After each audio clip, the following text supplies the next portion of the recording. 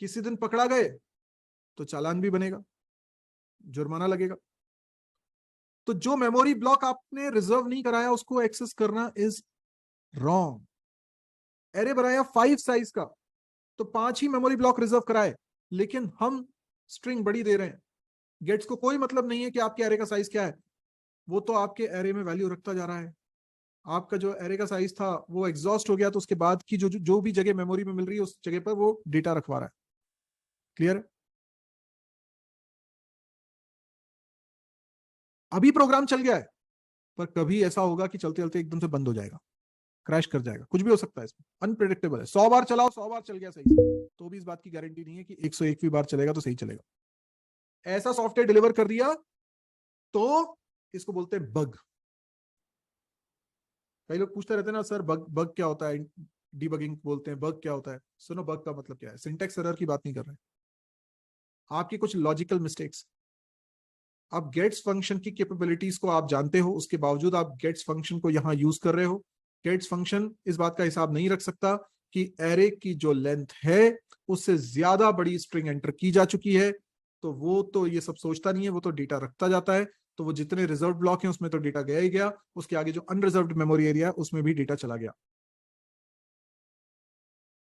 आई मेरी बात समझ में कि नहीं आई? क्यों गेट्स फंक्शन अनसेफ है? अब सॉफ्टवेयर बन के डिलीवर हो गया, कभी कभी चल जाता है और कभी कभी क्रैश कर जाता है, तो शिकायत करेंगे वो। जब क्लाइंट शिकायत करेगा तो हमें देखना पड़ेगा क्यों ऐसा हो रहा है, क्योंकि कंपाइलेशन एरर नहीं आ रही। अगर आ रही होती कंपाइल टाइम पे एरर तो हमें इजीली पता चल जाता कि क्या प्रॉब्लम है, पर कंपाइलर कोई एरर दे नहीं रहा, तो हमें ढूंढने में दिक्कत जा रही है कि कहाँ प्रॉब्लम है हमारे प्रोग्राम में। आ रहा है समझ में? These are called bugs. Bugs मतलब एरर। अब इन बग को दूर करना डीबगिंग कहलाती है। क्लियर?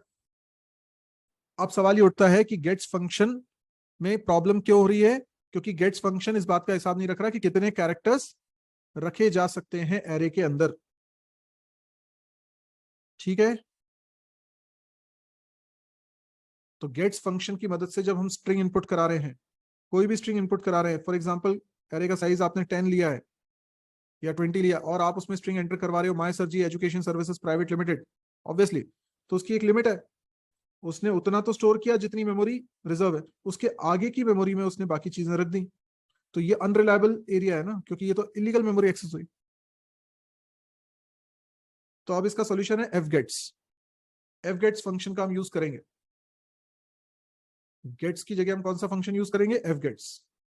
एफ गेट्स फंक्शन में हम 3 आर्ग्यूमेंट्स पास करते हैं। पहला आर्ग्यूमेंट तो एरे का नाम जिसमें स्ट्रिंग स्टोर कराना है, यानी str। दूसरा, आप बता दो साइज कितना रखना है। जैसे यहां पर 20 एरे का साइज रखा है, आपने कहा भैया 20 से ज्यादा तो नहीं हो सकता, तो आपने लिख दिया 20। तो एक्चुअल में 19 for characters and 1 for null character. ठीक है? और तीसरा आर्ग्यूमेंट रहेगा कहां से रीड कर रहे हो डेटा, तो स्टैंडर्ड इनपुट इनपुट बफर से, तो stdin लिख देना, बस हो गया। तो जो वार्निंग आ रही है ये हो सकता है कोड ब्लॉक्स पे आप चलाओ नहीं आए, पर ये लेटेस्ट वर्जन में आती है वार्निंग। कंपाइल किया, रन कर लिया, एंटर योर नेम, अभी कोई वार्निंग नहीं आ रही है, और ये पूरा नाम भी प्रॉपरली ले रहा है। कितनी भी बड़ी स्ट्रिंग मैं इसमें रख सकता हूं। जैसे देखो, मैंने स्ट्रिंग बहुत बड़ी रखता हूं, माय सरजी education services private limited. String तो मैंने बहुत बड़ी दी है, पर fgets फंक्शन को मैंने बताया हुआ है कि इसमें 20 से ज्यादा कैरेक्टर्स नहीं रख पाएंगे, 20 तो अपर लिमिट हो गई। तो उसने क्या किया, जितनी जगह थी उतने डेटा रख दिया। आपने एक्स्ट्रा डेटा जो एंटर किया है उसको उसने डिस्कार्ड कर दिया। एक नल कैरेक्टर के लिए। क्यों? क्योंकि स्ट्रिंग तभी कहलाएगी जब आखिरी कैरेक्टर नल कैरेक्टर होगा। नल कैरेक्टर बहुत बहुत जरूरी है स्ट्रिंग का एंडिंग पॉइंट जानने के लिए। बिना नल कैरेक्टर के तुम्हें कैसे पता चलेगा स्ट्रिंग कहां खत्म हो रही है? ठीक है?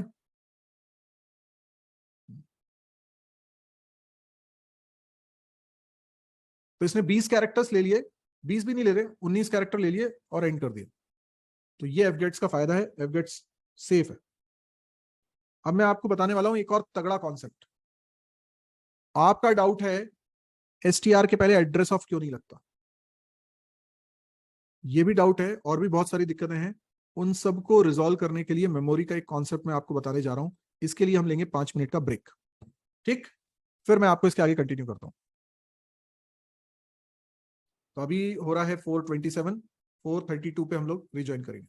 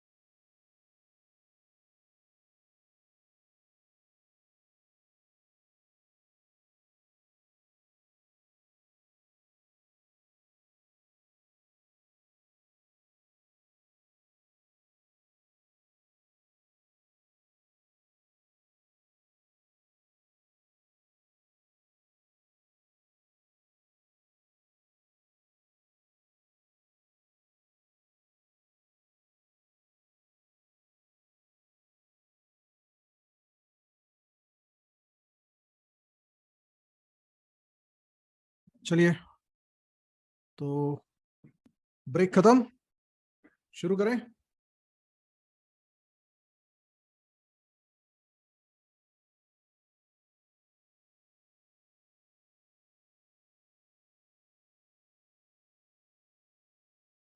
चलिए ठीक। तो अब हम समझेंगे मेमोरी का कॉन्सेप्ट। बहुत अटेंशन दीजिएगा, सभी लोग ध्यान से सुनिएगा। जो मैं बताने वाला हूं वो एक्सट्रीमली इंपॉर्टेंट है, आज के लिए भी और आगे की क्लासेस के लिए भी बहुत इंपॉर्टेंट कॉन्सेप्ट है। सुनिए ध्यान से। यहां पर मैंने कुछ कोड लिखा हुआ है, जरा इसको ऑब्जर्व करिए। मैंने एक आई नाम का वेरिएबल बनाया, फिर मैंने कैर टाइप का एक एरे बनाया जिसका साइज 20 लिया है और उसके अंदर एक स्ट्रिंग असाइन कर दी है माय सरजी। ठीक है, अब मुझे इसको प्रिंट कराना है। प्रिंट कराना है तो मुझे मालूम है भले ही एरे का साइज 20 है, लेकिन स्ट्रिंग तो उसमें छोटी रखी हुई है। तो हमें लूप कब तक चलाना है? जब तक कि नल कैरेक्टर ना आ जाए। तो प्रिंट कराने के लिए मेरे पास दो तरीके होते हैं, एक तरीका ये होता है, एक तरीका ये होता है। दोनों ऑप्शन में कंफर्टेबल है आप लोग? बताइए,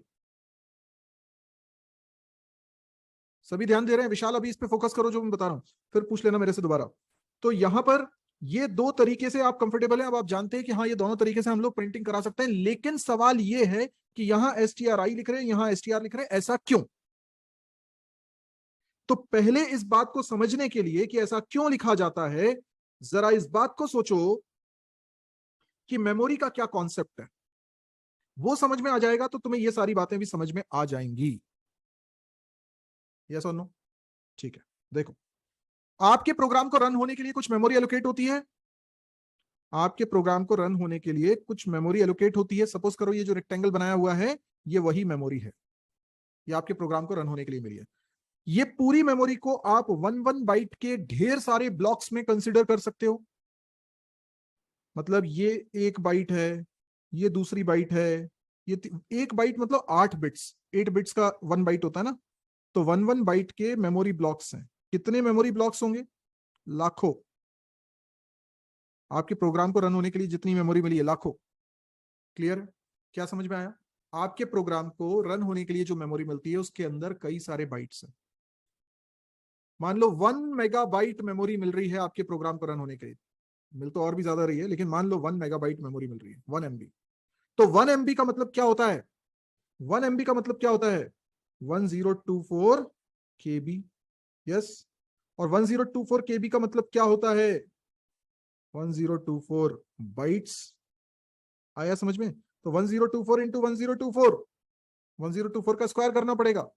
इतने बाइट्स होंगे 1 मेगाबाइट में। क्लियर? लेकिन मैं कह रहा हूं कि आपके प्रोग्राम को रन होने के लिए 1 मेगाबाइट से भी ज्यादा मेमोरी मिल रही है। ठीक है, चलो अभी कितनी मेमोरी मिल रही है इससे कोई मतलब नहीं है।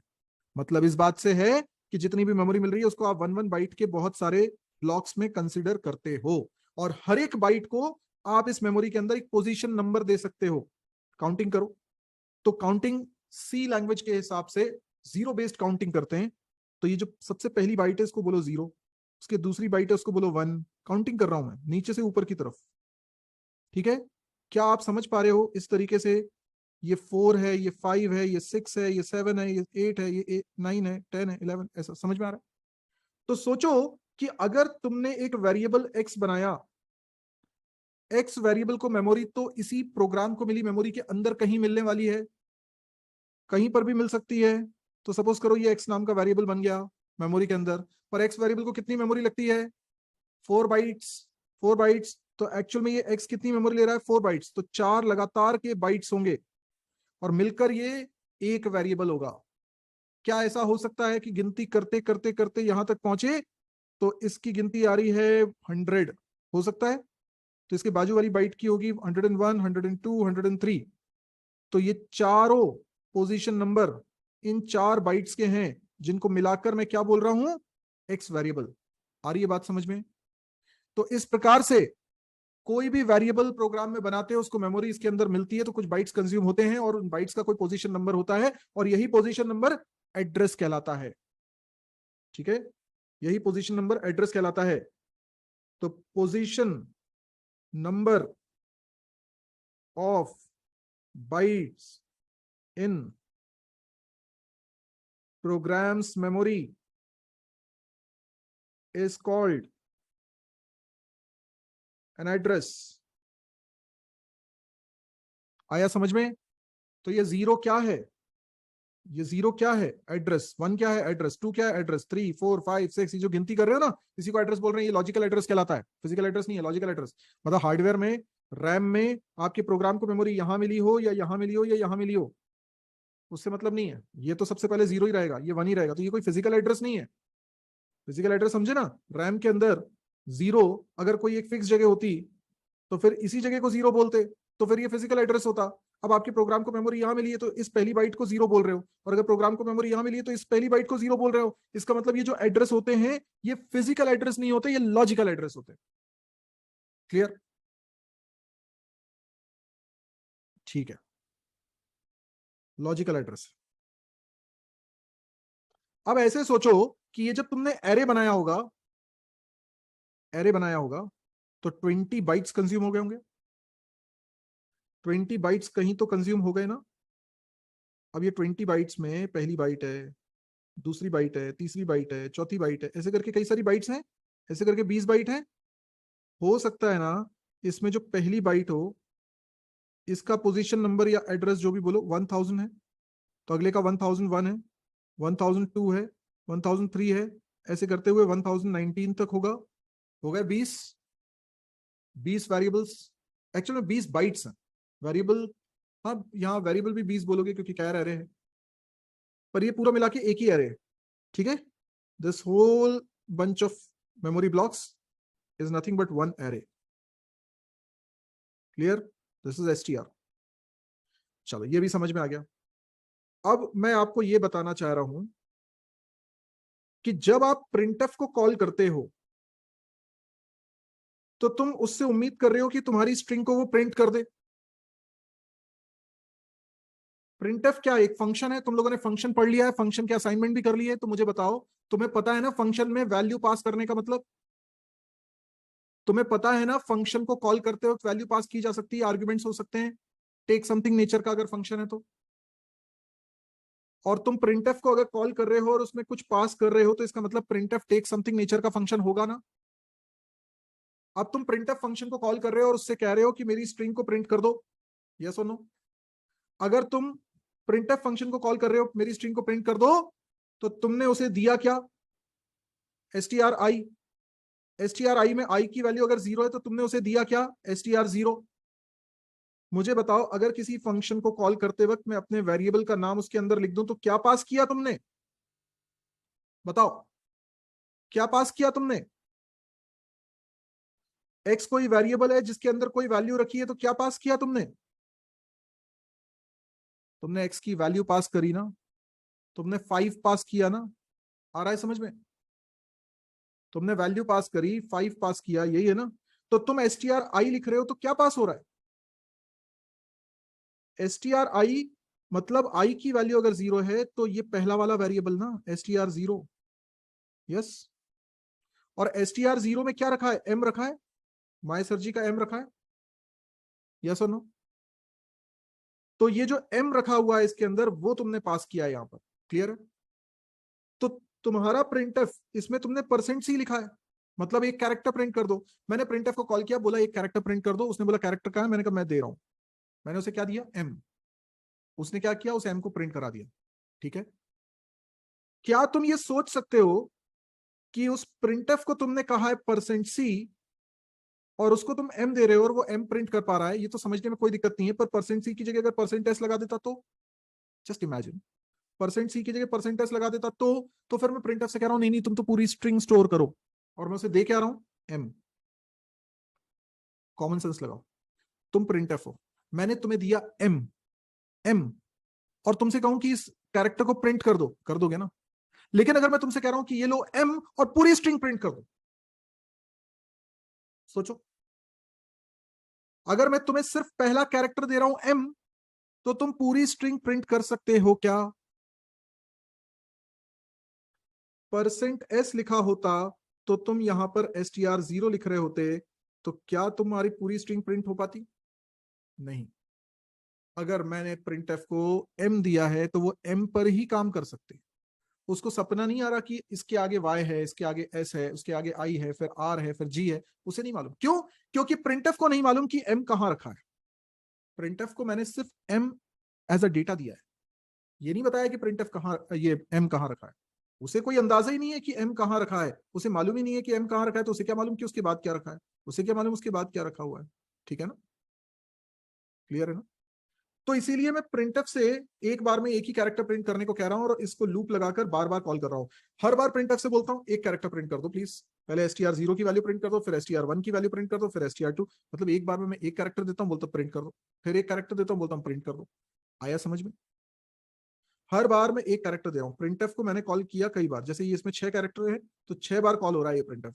हर बार मैं उसे एक कैरेक्टर दे रहा हूँ, पहले एम दे दिया, फिर वाई दे दिया, फिर एस दे दिया, फिर आई दे दिया, फिर आर दे दिया, फिर जी दे दिया। ऐसे करके एक बार में एक कैरेक्टर दे रहा हूं तो वो प्रिंट कर रहा है। क्लियर। तो परसेंट सी के साथ str क्यों लिखा है, ये तो क्लियर है ना। अब बात करते हैं कि यहां तो कोई लूप नहीं लगाया, मैंने परसेंट एस लिखा है। ठीक है, अब सोचो तुम प्रिंट एफ हो, मैंने तुम्हें परसेंट एस दे दिया, तुम्हें समझ में आ गया पूरी स्ट्रिंग को प्रिंट करना है, लेकिन मैं तुम्हें केवल एम दूंगा तो तुम पूरी स्ट्रिंग को प्रिंट नहीं कर पा रहे हो ना। तो मैं तुम्हें देता हूं इस मेमोरी ब्लॉक का एड्रेस नंबर। कैसे? एरे का नाम भर लिखना उसके पहले ब्लॉक के एड्रेस को रिप्रेजेंट करता है, और उसका पहला ब्लॉक मतलब str0 का पहला ब्लॉक का मतलब हो गया एड्रेस ऑफ str0 और उसका एड्रेस। तो मैं लिखूंगा एड्रेस ऑफ str0। जरा सोचो, अगर मैं तुमको ये कहूं कि एड्रेस ऑफ str0 लिखने का मतलब ही str लिखना होता है, कोई दिक्कत नहीं है, मान लेते हैं बात को। और इस डायग्राम को देख के तुम्हें समझ में आ रहा है कि str0 ये मेमोरी ब्लॉक है।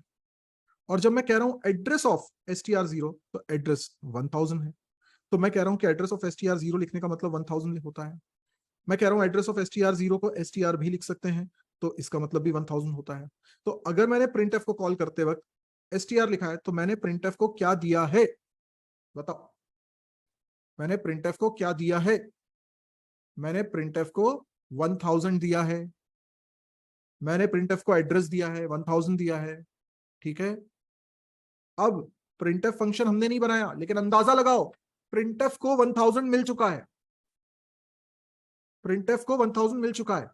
printf कैसे काम करेगा ये अभी हमारी कल्पना से परे है, क्योंकि वो टॉपिक नहीं पढ़ा है। लेकिन printf को 1000 मिल गया है, ये बात तो समझ सकते हैं।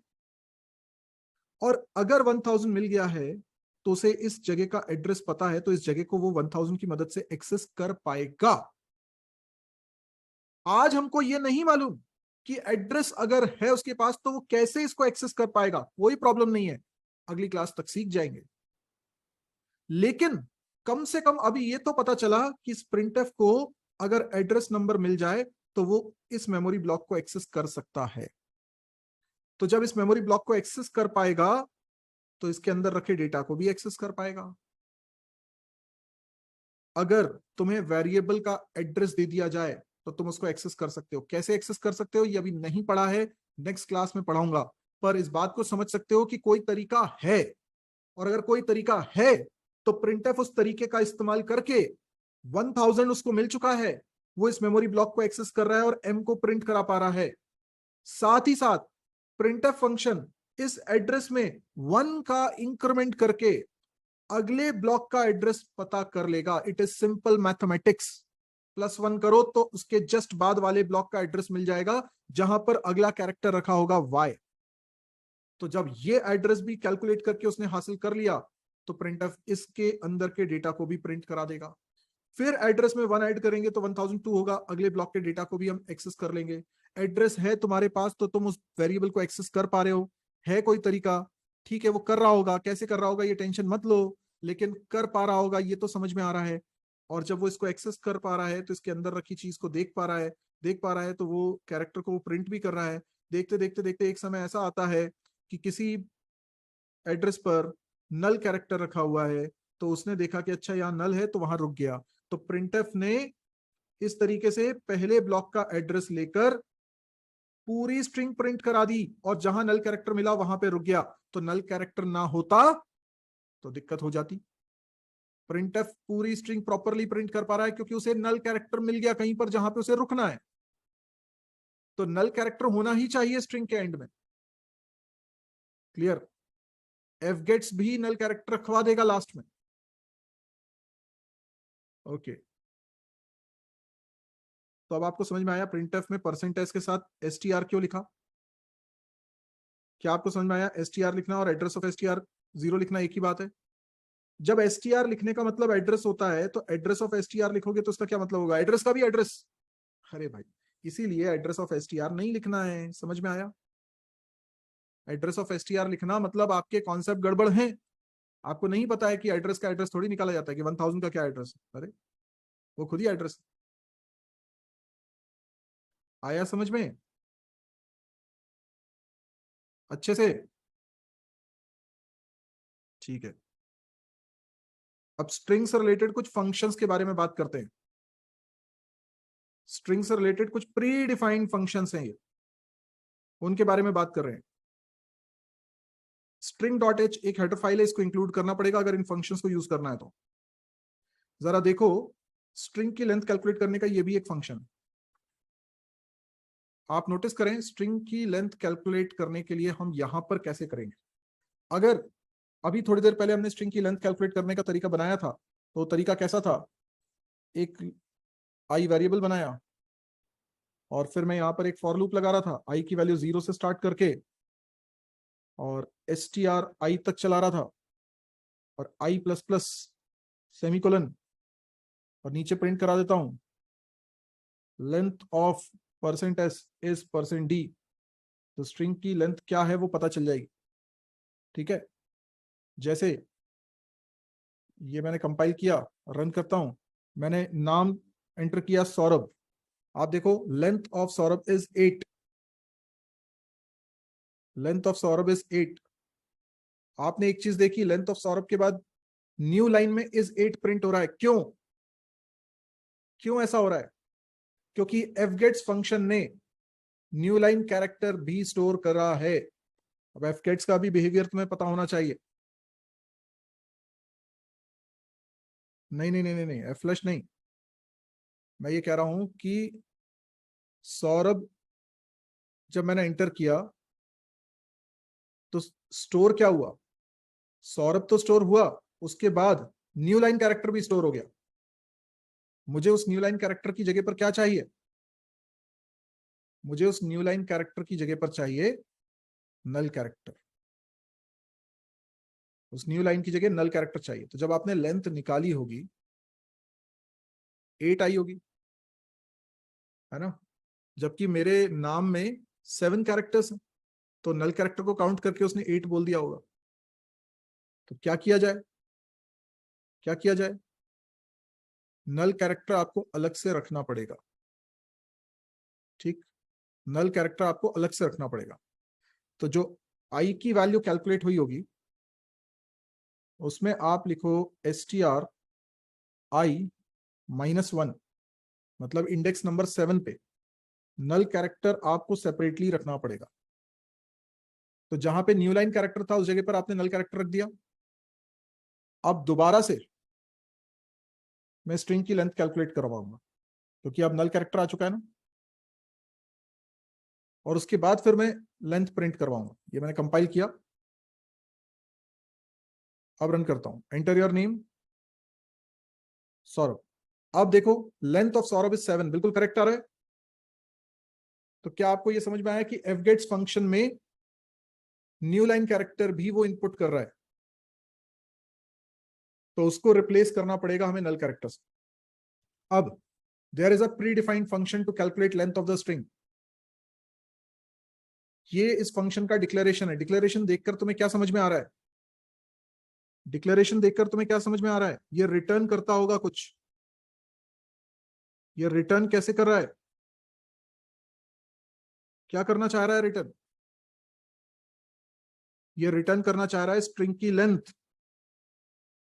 किस स्ट्रिंग की लेंथ कैलकुलेट करेगा ये फंक्शन किस स्ट्रिंग की लेंथ कैलकुलेट करेगा जो इसे आर्ग्यूमेंट में दोगे? ध्यान दो, यहां कैर नहीं लिखा, कैर के बाद स्टार भी लगा है।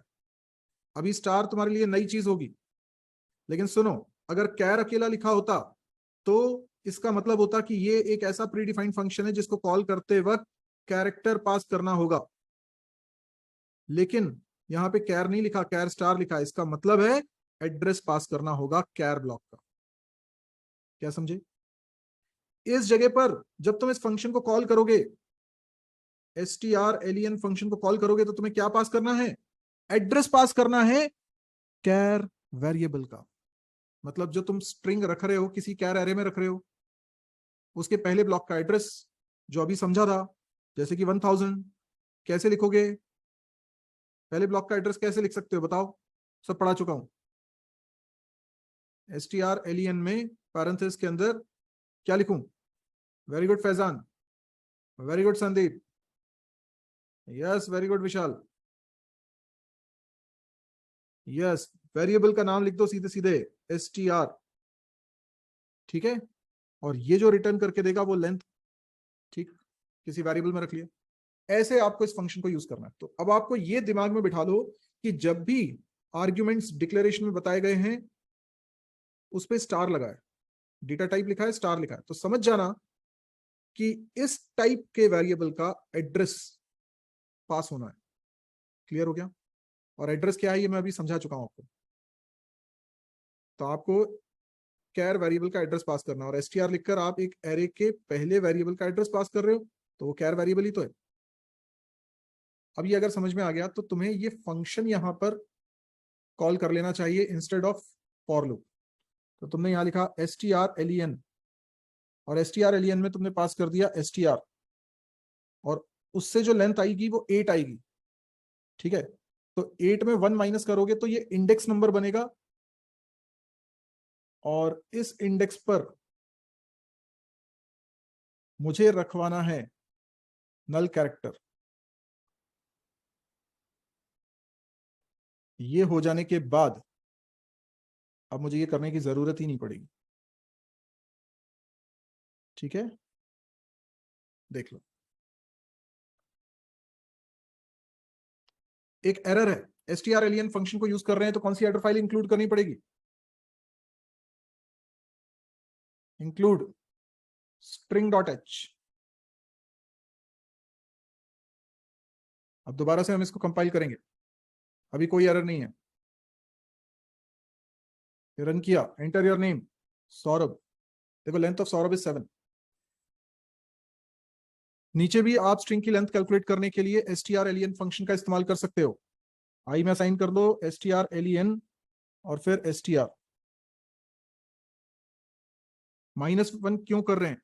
अरे भाई, इंडेक्सिंग 0 से स्टार्ट होती है ना। लेंथ अगर 8 है तो आखिरी कैरेक्टर तो 7 इंडेक्स पे है ना। नहीं समझ में आया अनुराग?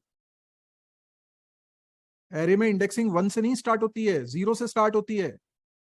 अरे गधे, देखो, एरे में इंडेक्सिंग 0 से स्टार्ट होती है ना।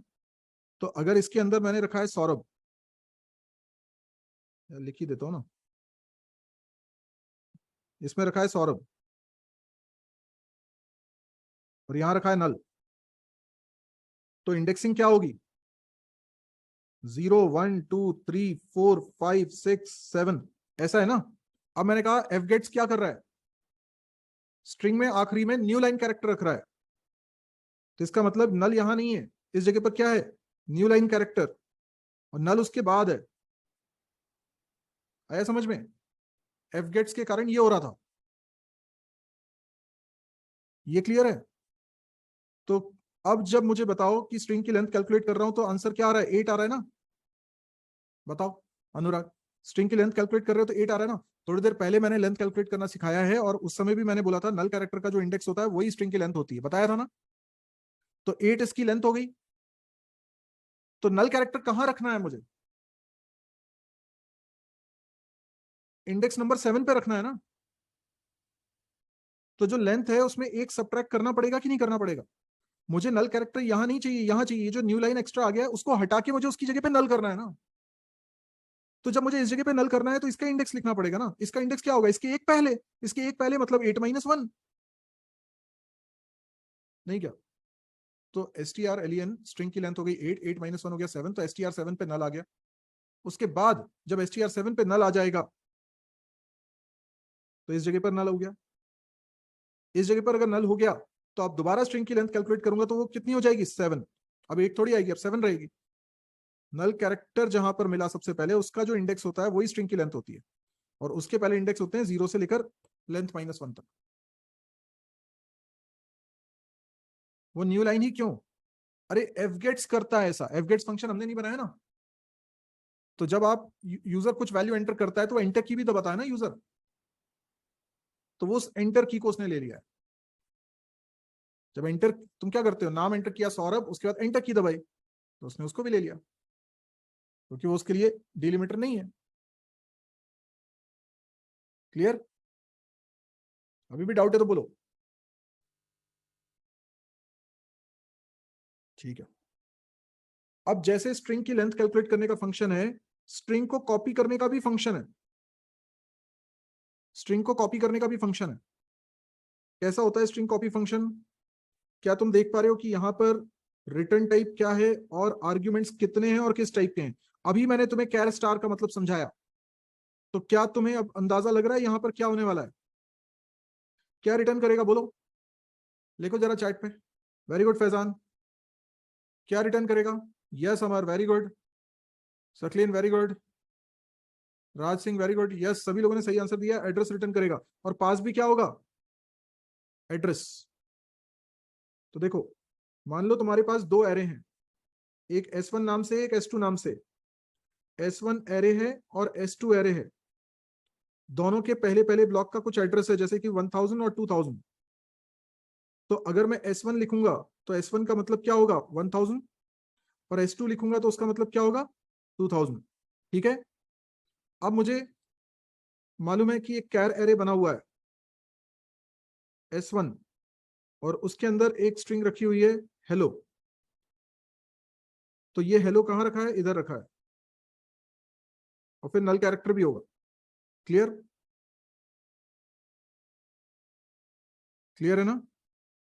ठीक है। अच्छा, अब मैं इसको कॉपी करना चाहता हूं S2 में। मैं चाहता हूं कि ये हेलो S2 में भी चला जाए। ये जो तुमने S2 बनाया है, कुछ भी साइज होगा इसका, ये हेलो तुम इसमें रखना चाहते हो, तुम क्या कर सकते हो? तुम कॉल कर सकते हो strcpy फंक्शन को। इसमें पहले क्या लिखना है? डेस्टिनेशन का एड्रेस। और बाद में क्या लिखना है? सोर्स का एड्रेस। डेस्टिनेशन मतलब जिसमें स्ट्रिंग पहुंचानी है, वो डेस्टिनेशन है। सोर्स मतलब जहां अभी स्ट्रिंग रखी है। तो तुमने यहाँ S2 लिखा और S1 लिखा, हो गया। अरे S2 लिखा मतलब 2000 पास किया, एड्रेस। S1 लिखा मतलब 1000 पास किया, मतलब एड्रेस। क्लियर? तो इस तरीके से स्ट्रिंग कॉपी होगी। स्ट्रिंग कॉपी होने के बाद जिस एरे में चेंजेस हुए हैं उसी का एड्रेस ये रिटर्न करता है। अगर यूज नहीं करना चाहते तो मत करो। यूज कैसे हो सकता है? जैसे तुमने तुमने यहाँ पर strlen फंक्शन को कॉल किया और उसमें आर्ग्यूमेंट पास कर दिया, तो क्या हुआ? ये फंक्शन रिटर्न करेगा S2 का एड्रेस। ठीक है। तो strlen उसकी लेंथ निकाल देगा। तो इसलिए इसका रिटर्न टाइप कैर स्टार है। ऐसे ही एक और फंक्शन है strcat। देखो, रिटर्न टाइप भी सेम है, आर्ग्यूमेंट्स भी सेम है जैसे इसके थे।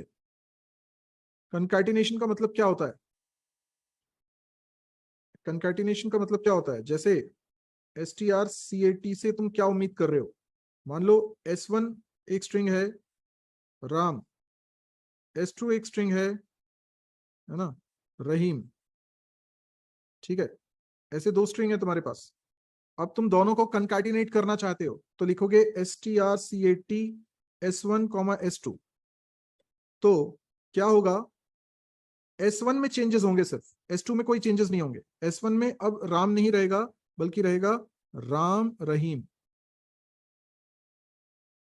S1 में S2 कंकैटिनेट हुआ है, तो S1 के आगे S2 वाला डेटा जुड़ेगा, और जो रिजल्टिंग स्ट्रिंग होगी वो S1 में चली जाएगी। क्लियर?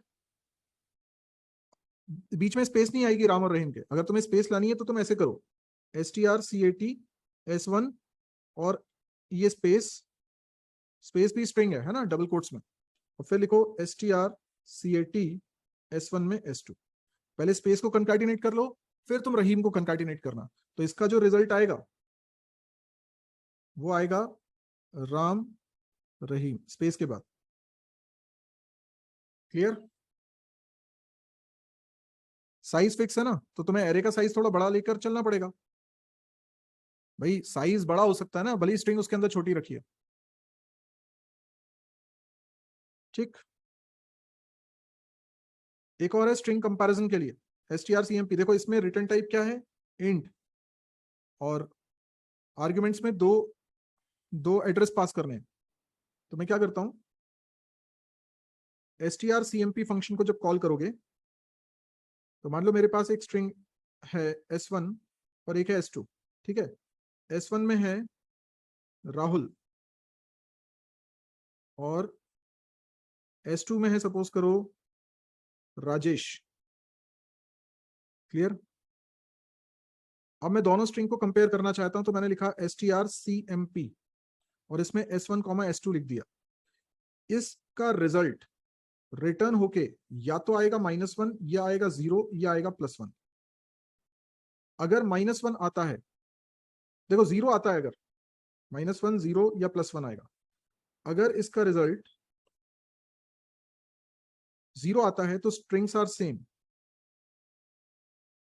मतलब उनके बीच में डिफरेंस 0 है। अगर नेगेटिव आता है तो s1 comes before s2 in dictionary. Dictionary order मतलब अल्फाबेटिकल ऑर्डर। तो s1 वाली स्ट्रिंग पहले आ रही है, s2 वाली स्ट्रिंग अल्फाबेटिकली बाद में आ रही है। और अगर +1 रिटर्न होता है तो इसका मतलब है s1 comes after s2 in dictionary. तो मुझे बताओ, अगर राहुल राजेश हैं, s1 s2 पास कर रहा हूं तो रिटर्न होके क्या आने वाला है, क्या रिटर्न होके आने वाला है वो बताओ।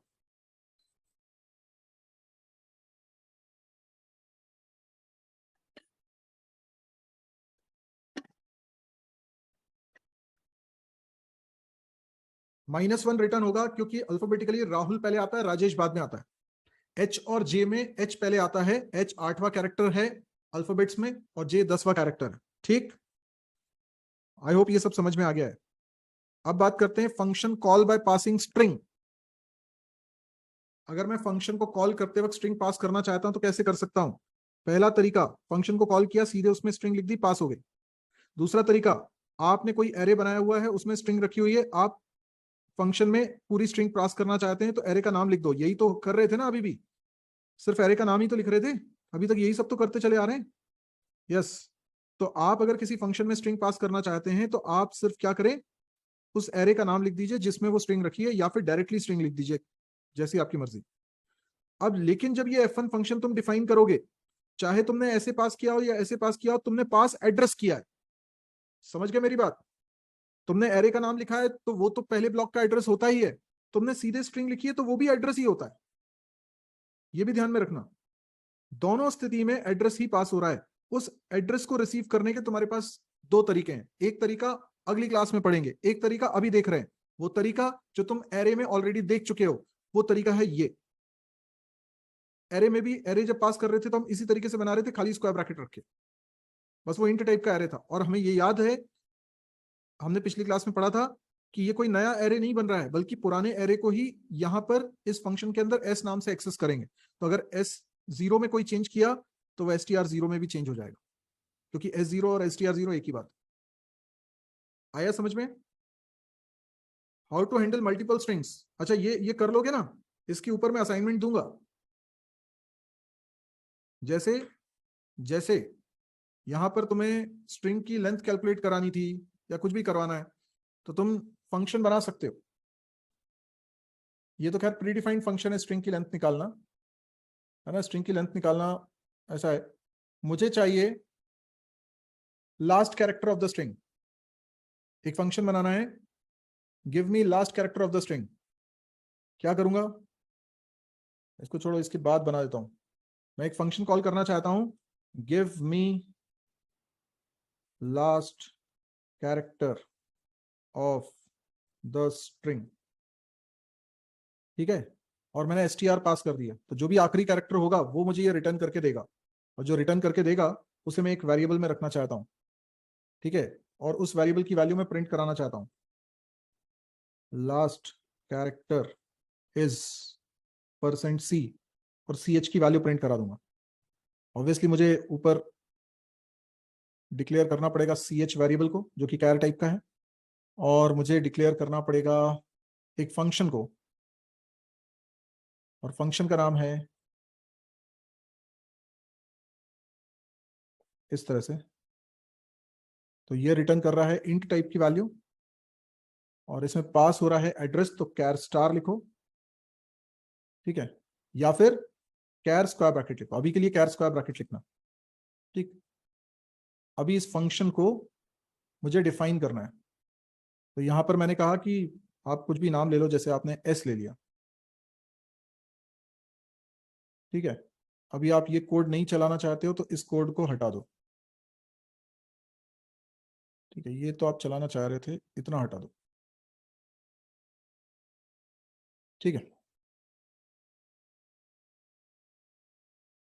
वो सब आप बनाना संदीप, मैं दूंगा आपको असाइनमेंट। तो give me last character of the string. तो क्या करना पड़ेगा मुझे? मुझे सिर्फ, मुझे एस में, एस क्या है मेरे लिए?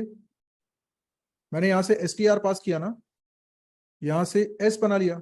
तो जो एस टी आर नाम का एरे मेन फंक्शन में बना है, उसी एरे को मैं एस नाम से एक्सेस कर सकता हूं यहां पर।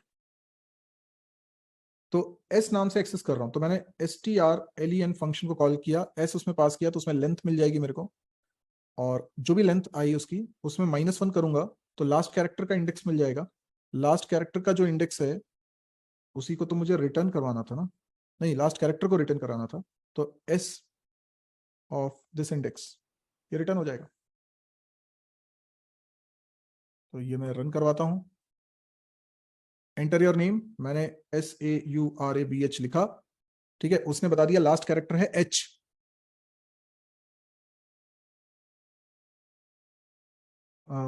जुनेद, आप जब स्ट्रिंग कांस्टेंट लिखते हो तो वो उसके एड्रेस को ही रिप्रेजेंट करता है।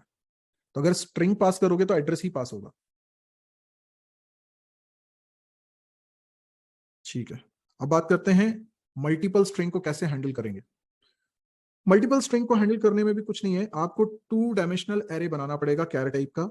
जैसे मैंने लिखा कैर STR एंड 310। तो क्या हो गया इससे? इससे ये हो गया कि आपने एरे ऑफ एरेज बनाया, तो 3 1 डायमेंशनल एरे हैं कैर टाइप के, और एक स्ट्रिंग एक कैर एरे में स्टोर होती है। तो यहां 3 कैर एरे हैं, ठीक है ना, 3 1D कैर एरे हैं इस 2D एरे में। तो अगर मैं इस यूजर से स्ट्रिंग एंटर करवाना चाहता हूँ, 3 स्ट्रिंग एंटर करवाना चाहता हूँ, तो कैसे स्ट्रिंग एंटर करवाऊंगा? मैंने बोला प्रिंट एफ एंटर 3 वर्ड्स, कुछ भी लिखा, ऐसे बोल दिया मैंने। अब यहाँ पर एक वेरिएबल बना लेना आई। मैं चाहता हूँ कि 3 बार वो एंटर करे तो लूप लगा के मैं काम कर सकूं। आई की value less than equal to 2i++, 3 बार चलेगा ये। हर बार मैं fgets फंक्शन को कॉल कर रहा हूँ, 3 बार कॉल कर रहा हूँ। fgets फंक्शन में सबसे पहले मैं पास करता हूँ पहले एरे का एड्रेस। पहले एरे का एड्रेस कैसे निकालेंगे जरा एक बार समझ लो। तो जैसे ये पहला एरे है, इसी तरीके से ये दूसरा एरे है, होंगे लगातार में, मैं ऐसे रो कॉलम में बना रहा हूं। तो 0 1 2 3 4 5 6 7 8 9, ठीक है, और ये 0 1 2 ऐसा है, ये आपका एरे। अब मैं क्या चाहता हूं कि पहले वाले एरे में पहली स्ट्रिंग चली जाए। तो ये 2 डायमेंशनल एरे, तो पहले एरे का नाम क्या होगा? पहले एरे का नाम होगा STR 0। ये पहले एरे का नाम है। अगर समझने में दिक्कत जा रही है तो थोड़ी देर के लिए इसको समझ समझ लो, STR 0 को क्या समझ लो? S। तो S0 is very first block, S1 is very second block, फिर S2 S3 ऐसे होगा ना। तो नाम क्या होगा? नाम है STR 0, बिकॉज 2 इंडेक्स है ना, तो ये इंडेक्स 0 है, फिर 1 है, फिर 2 है। तो फिर इसका इसका नाम हो जाएगा STR 1, इसका नाम हो जाएगा STR 2, ठीक है। तो मैंने लिखा आर्ग्यूमेंट में STR आई की वैल्यू चेंज होती जा रही है। सब में मैंने कहा 10, मैक्सिमम 10 कैरेक्टर्स इनपुट हो पाएंगे, और STDIN, क्लियर। तो इस तरीके से हम डेटा इनपुट ले सकते हैं, मल्टीपल स्ट्रिंग्स इनपुट करा सकते हैं। 3 स्ट्रिंग इनपुट हो गई। अगर आप चाहते हो कि डिक्लेयर करते वक्त इनिशियलाइज कर दें, जैसे आपने लिखा कैर STR 310, ठीक है, कर सकते हैं। यहां पर आपने लिखा रवि, अर्जुन, पलक। तो कैसे स्टोर होगा? पहला एरे, दूसरा एरे, तीसरा एरे। इंडेक्सिंग कैसी रहेगी? 0 1 2 3 4 5 6 7 8 9, 0 1 2। तो पहला डेटा, पहली स्ट्रिंग पहले एरे में जाएगी, रवि, यहां \0। फिर यहां पर अर्जुन, \0, पलक, \0। ठीक है, पर एक एक न्यू लाइन कैरेक्टर वो ले लेगा अगर हम यूजर से इनपुट कराएंगे। तो अब आपको यहां ध्यान रखना है कि इस एफ गेट्स के बाद आपको वो न्यू लाइन कैरेक्टर को भी एडजस्ट करना है, न्यू लाइन कैरेक्टर को भी एडजस्ट करना है। ठीक है, तो क्या करोगे? str जो भी लेंथ आई है, str len ऑफ str -1, इसमें असाइन कर दो null।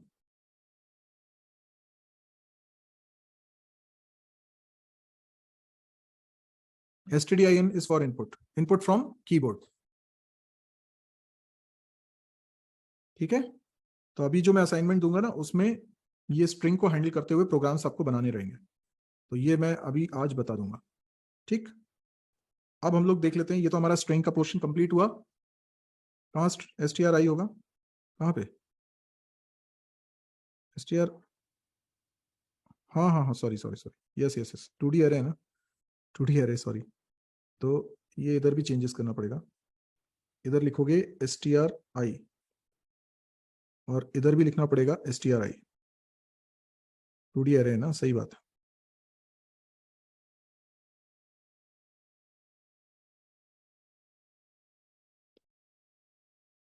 str i।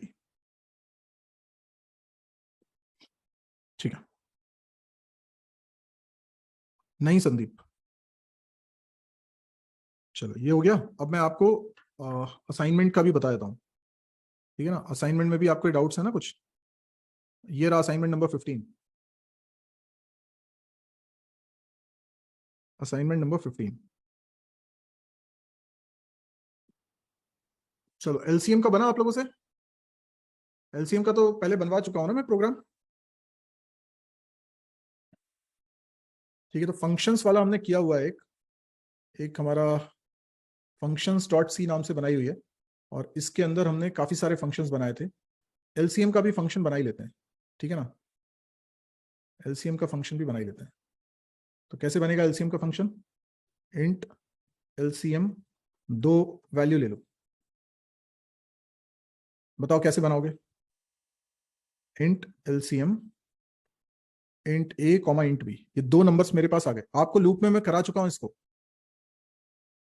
तो क्या करें, एक एल नाम के वेरिएबल ले लेते हैं और फॉर लूप लगा के एल में असाइन कर देता हूं ए और बी में जो बड़ा है, ए और बी में जो बड़ा है, और लूप चलाते हैं ए इंटू बी तक, लेस देन और इक्वल टू, और एल प्लस प्लस। जैसे ही हमें एक एल की ऐसी वैल्यू मिल जाए जो ए से भी डिविजिबल हो एंड बी से भी डिविजिबल हो, अगर ऐसा मिल जाए तो क्या करना है? सीधे रिटर्न कर दो, काम ही खत्म, आंसर हो गया। सेकंड वाला बना, write a function to calculate HCF of two numbers, ये भी सभी को बन गया? ठीक है, देखो एचसीएफ का भी देख लेते हैं। इंट एचसीएफ, यहां भी दो नंबर्स ले लेते हैं, ए और बी।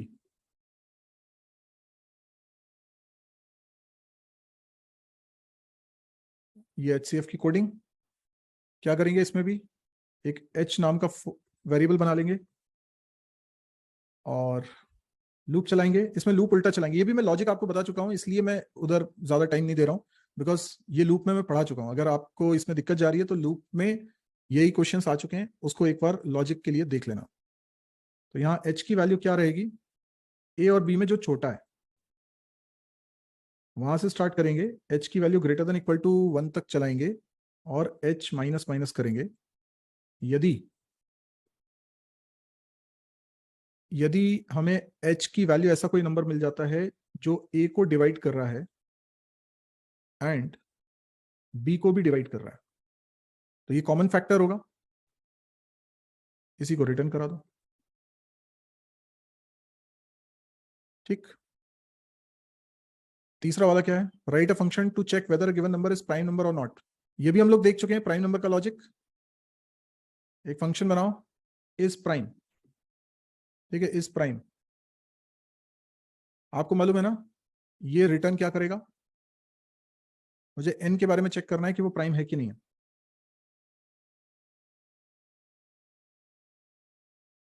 तो जैसे n में कोई नंबर आ चुका है, मुझे उसे 2 से लेके n-1 तक हर नंबर से डिवाइड करके चेक करना है।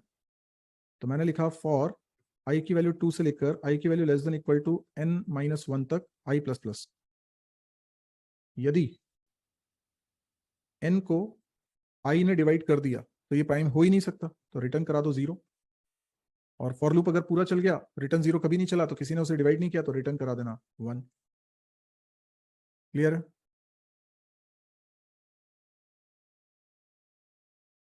चौथा सवाल देखो, write a function to find next prime number of a given number. मतलब जो भी नंबर यूजर ने दिया है उसका अगला प्राइम नंबर बताना है। ये भी सवाल लूप में आ चुका है। तो देखो नेक्स्ट प्राइम नंबर निकालना है मुझे, फंक्शन का नाम रखते हैं नेक्स्ट प्राइम। तो किस नंबर के बाद वाले नंबर को चेक करना है, तो n वो नंबर है। अब ये नेक्स्ट प्राइम नंबर में क्या होगा, देखो हमारे को n की वैल्यू मिल गई है, ठीक है, लेकिन हमें n की वैल्यू को चेक नहीं करना है, n से बड़ी वैल्यूज को चेक करना है। तो पहले मैं n प्लस प्लस कर लेता हूं, n की वैल्यू को मैंने 1 बढ़ा दिया, ठीक है। अब मैं क्या करता हूं, एक और वेरिएबल लेता हूं i। यार i क्यों ले रहा हूं, मुझे सिर्फ ये चेक करना है ना, मुझे सिर्फ ये चेक करना है ना कि ये नेक्स्ट प्राइम नंबर है कि नहीं। मतलब n में जब मैंने इंक्रीमेंट किया तो जो n की वैल्यू आई ये प्राइम नंबर है कि नहीं, मुझे ये चेक करना है। तो इसके लिए तो फंक्शन बना चुका हूं ना, क्या फंक्शन है, इस प्राइम। अच्छा, तो मैं इस प्राइम फंक्शन को कॉल करता हूं, उसमें n प्लस प्लस पर एक काम करो, प्री इंक्रीमेंट लिखो, पहले इंक्रीमेंट हो उसके बाद पास हो।